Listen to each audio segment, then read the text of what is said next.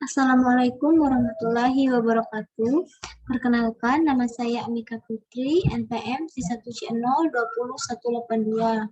Di sini saya akan menjelaskan materi mengenai kewajiban tidak lancar. Langsung saja ke materinya.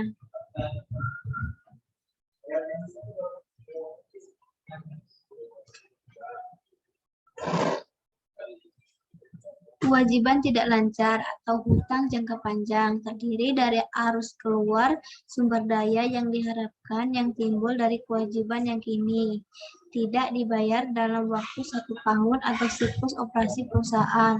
Mana yang lebih lama? Yang pertama yaitu ada hutang obligasi, yang kedua wesel bayar jangka panjang, yang ketiga hutang hipotek, yang keempat kewajiban pensiun, dan yang kelima kewajiban sewa. Penerbitan obligasi. Yang pertama, kontrak obligasi dikenal sebagai perjanjian obligasi. Yang kedua, merupakan janji untuk membayar, yaitu membayar sejumlah uang pada tanggal jatuh tempo yang ditentukan atau ditambah, dan bunga periodik pada tingkat tertentu pada jumlah jatuh tempo atau nilai nominal. Yang ketiga, sertifikat kertas, biasanya 1.000 euro nilai nominalnya. Pembayaran bunga biasanya dilakukan setengah tahunan. Yang kelima, biaya digunakan ketika jumlah modal yang dibutuhkan terlalu besar untuk disediakan oleh suatu pemberi pinjaman.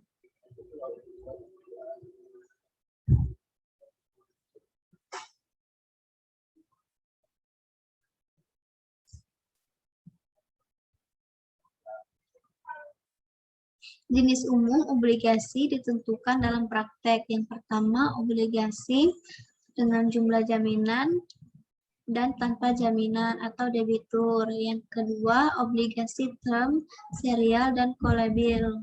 Yang ketiga, obligasi yang dapat dikonversi didukung komoditas diskon besar.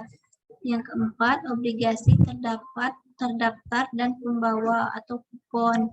Dan yang kelima, obligasi pendapatan dan pendapatan.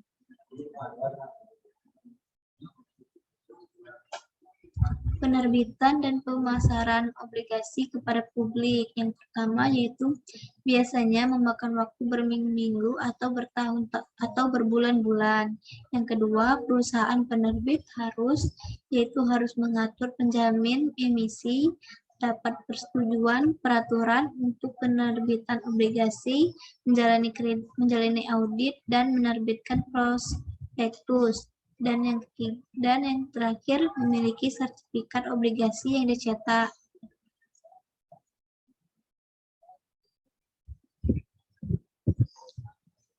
Harga jual penerbit obligasi diatur oleh yang pertama, penawaran dan permintaan pembeli dan penjualan.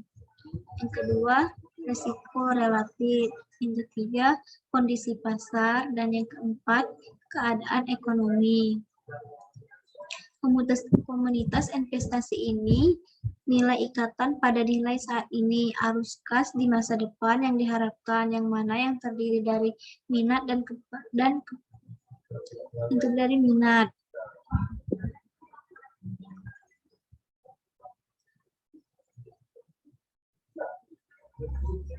Suku bunga menyatakan kupon atau tarif normal sama dengan tingkat yang tertulis dalam ketentuan obligasi indeks-tur, yaitu penerbit obligasi menetapkan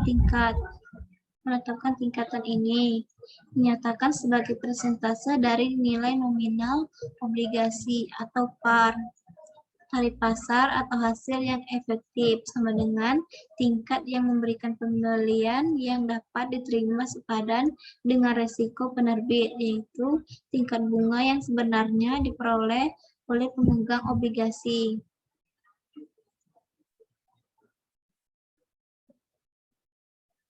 Nah, di sini Bagaimana cara Anda menghitung jumlah bunga yang sebenarnya dibayar kepada pemegang obligasi setiap periode? Cara menghitungnya yaitu tarif yang tertera dikali nilai nominal obligasi. Itu cara menghitungnya. Dan selanjutnya itu bagaimana cara menghitung jumlah bunga yang sebenarnya dicatat sebagai beban bunga oleh penerbit obligasi. Cara menghitungnya yaitu tarif pasar dikali nilai tercatat obligasi. Nah, caranya itu seperti itu, yaitu tarif pasar dikali nilai tercatat obligasi.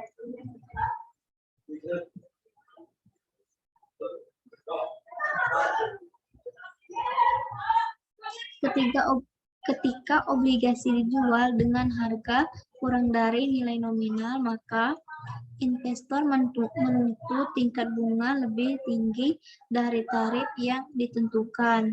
Biasanya terjadi karena investor dapatkan tarif yang lebih tinggi pada investasi alternatif dengan risiko yang sama. Tidak dapat mengubah tarif yang tertera, sehingga investor menolak untuk membayar nilai nominal obligasi. Dan yang terakhir, investor menerima bunga pada tingkat yang dinyatakan dihitung pada nilai nominal, tetapi mereka benar-benar mendapatkan di tingkat efektif karena mereka membayar kurang dari nilai nominal obligasi. Akuntansi itu mirip dengan obligasi, yaitu karena Wesel dinilai pada nilai sekarang dari bunga masa depan dan arus kas pokok, dan yang terakhir perusahaan mengamortisasi diskon atau premi selama umur Wesel.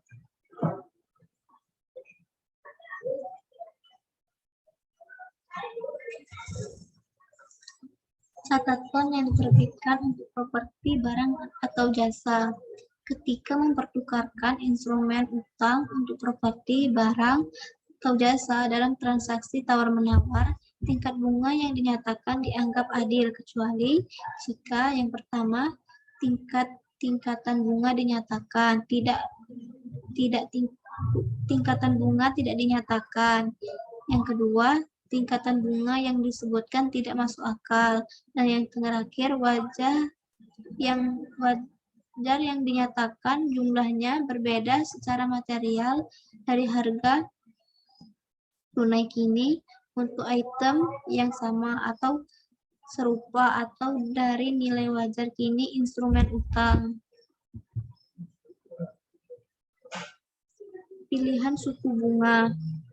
Jika sebuah perusahaan tidak dapat menentukan nilai wajar dari properti, barang, jasa, atau hak lainnya, dan jika Wesel tersebut tidak memiliki pasar yang siap pakai, NS, nilai sekarang dari catatan harus ditentukan oleh perusahaan ke perkiraan minat yang berlaku kecepatan atau tuduhan, yaitu pilihan dari tarif yang dipengaruhi oleh yang pertama, tarif yang berlaku untuk instrumen serupa, faktor-faktor seperti pembatasan, jaminan, jadwal pembayaran, dan tingkat bunga utama yang ada.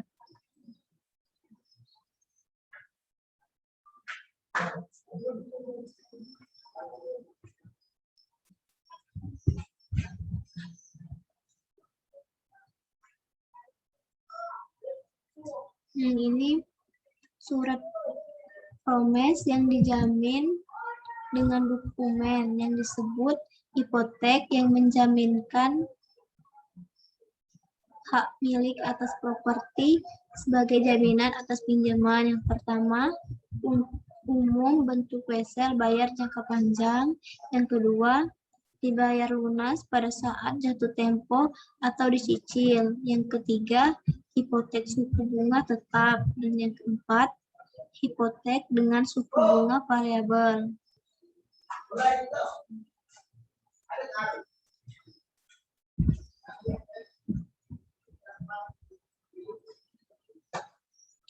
Nah, demikianlah penyampaian materi dari saya. Mohon maaf apabila ada kekurangan. Saya akhiri. Wassalamualaikum warahmatullahi wabarakatuh.